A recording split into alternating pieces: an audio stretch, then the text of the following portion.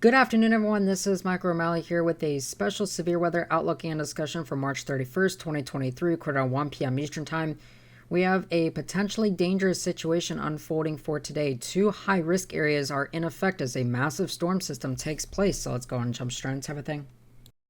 The latest day one convective outlook from the Storm Prediction Center has two high-risk areas, one in the southern part of the U.S. from near Little Rock and Memphis, Tennessee, down through portions of Mississippi.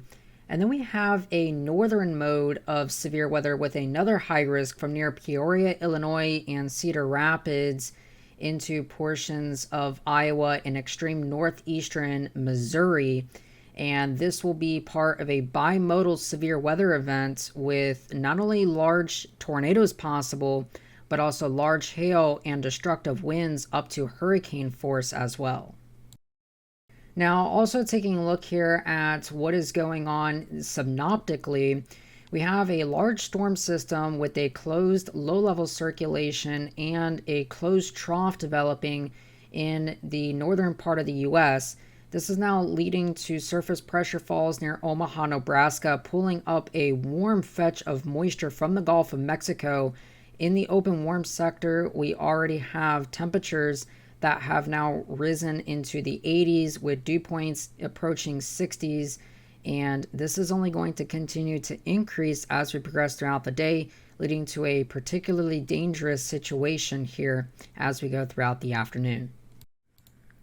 So as we were talking about, we have a distinct area for severe weather today, two high-risk areas, really again right around and to the southeast of Des Moines, Iowa, from about Peoria to the north and west of Springfield and around the Cedar Rapids area, and then one from just east of Little Rock, Arkansas, through Memphis, Tennessee, back to near Tupelo, Mississippi.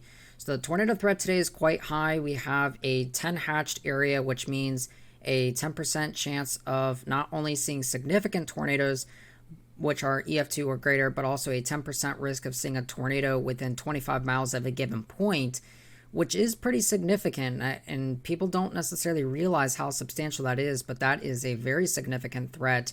So 10 hatched from pretty much southwestern Indiana through portions of really the entire South, from about Jackson, Nashville, Bowling Green, Kentucky, some of the areas that were impacted by the significant tornado outbreak back in 2021, I believe, is when the Mayfield, Kentucky tornado was. Correct me if I'm wrong.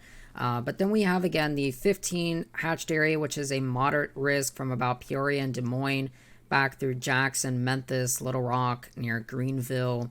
And then the two high-risk areas from about, again, Peoria and Memphis, and these surrounding vicinities have the highest chance of seeing tornadoes today. Again, 30% chance of seeing a tornado within 25 miles of a given point. That is very significant, and that's the reason for the high-risk upgrade. Now, the wind threat is also going to be there. Hurricane force winds are possible. 45% hatched area from about Des Moines through Indianapolis and near Cincinnati, Evansville, Indiana as well, with a 30% hatched from near Little Rock and Jackson through Nashville and Bowling Green, Fort Wayne, Chicago, Des Moines, and surrounding vicinities. Now, again, this indicates a 45 to 30% chance of seeing winds over 60 miles per hour within a 25-mile radius of any given location.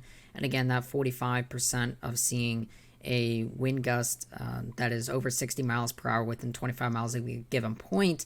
Then this hatched area indicates the potential for seeing hurricane force winds, which is 75 miles per hour or greater. And again, that large hail threat is going to be there too. 30% areas with initiating supercells, both in Arkansas and across portions of Iowa into Illinois and northeastern Missouri, with a 10 hatched region surrounding that, indicating we could see hail upwards of 2+ inches in diameter, which is extremely large per se, and that can really do a lot of damage. Now, we also have our first tornado watch of the day that is out. This is tornado watch number 93, particularly dangerous situation. So our first PDS watch in quite some time. Probability is looking at 2 or more tornadoes over 95%, which is a very significant probability.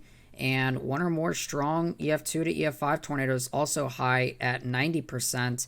So we are likely to see a very significant tornado threat evolve today, and that is why we have that high risk in there. This includes places like Peoria, Springfield, just the north of St. Louis. I already got a couple of severe thunderstorm warnings out there right now to the west of Quincy, Illinois. Again, SPC notes that numerous tornadoes expected with a few intense tornadoes likely, large hail up to 3 inches in diameter, and wind gusts to 70 plus miles per hour is possible as we progress throughout the rest of today. So if we actually look here at the HRRR forecast, we're going to look here at the latest 16Z run, so the latest version here of this HRRR forecast. We notice that throughout the day we get these numerous discrete supercells that form across portions of Missouri and then cross into Illinois. This is kind of round one, and then we also have a mode of severe storms back here across portions of Texas into Arkansas that could also cause some issues, especially once it gets into this vicinity where that high risk is for today.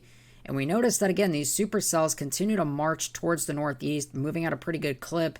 And then we get these more discrete supercells again, kind of along this back side here. Now, the latest HRRR forecast is not so sold on consolidating these into line segments yet, but eventually you can kind of see how these eventually merge into these broken line segments. This is not going to be this, squall line stretching for, hundreds of miles, although you could consider these to be more of a linear mode, but there's still some discrete elements in here. You notice all these little breaks in the line through here. That to me indicates that this tornado threat is going to persist well after dark as well. If we look at the dew points here, we notice that the dew point temperatures again are going to continue to increase as we progress throughout the rest of the day, and we're going to really see that severe weather threat take over. But the biggest thing here is the 0 to 3 kilometer instability. 0 to 3 Cape from recent studies has been shown to effectively stretch whatever rotation is near the surface into the vertical.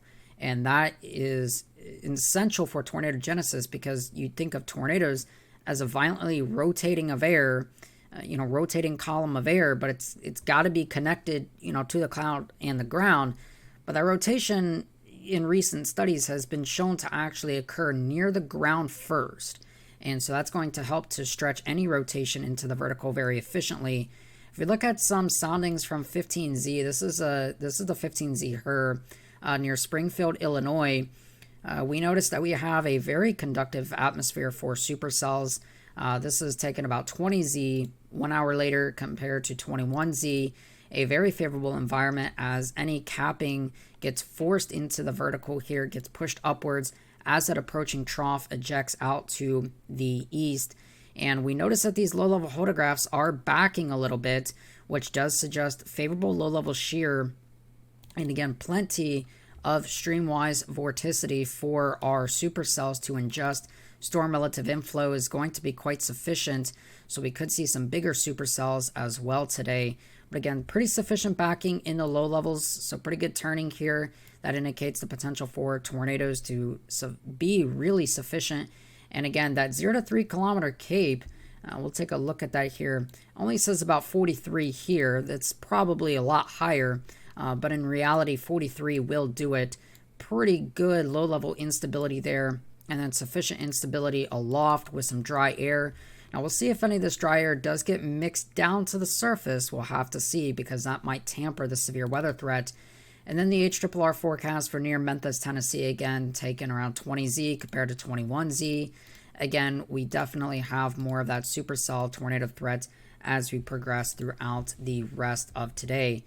Just kind of looking at some of our mixed layer instability values. Again, these will be quite high as well, providing for that tornado threat well into 0Z here across portions of the risk area.